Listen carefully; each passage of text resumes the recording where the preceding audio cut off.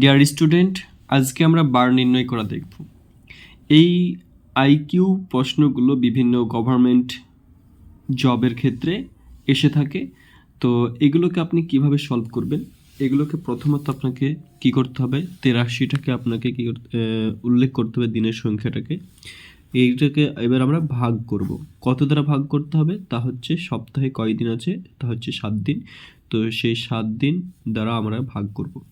তাহলে আমরা এখানে যদি ভাগ করি, তাহলে এখানে 7 একে 7, তাহলে এখানে 1 থাকছে, এখানে 3 থাকছে। এবার আমরা যদি আবার ভাগ করি 7 একে 7, তাহলে থাকছে কত দিন, এখানে আমাদের থাকছে প্রায় 6 দিন। 6 দিন অবশিষ্ট থাকছে।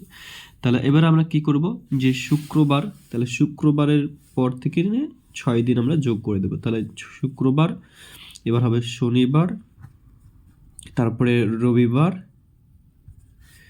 তারপরে হবে সোমবার, এরপর মঙ্গলবার,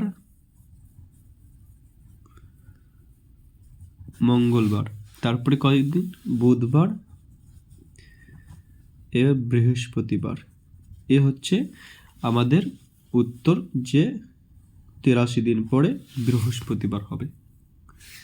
ওকে, এভাবে তোমরাও নিজে থেকে করতে পারো। ধন্যবাদ।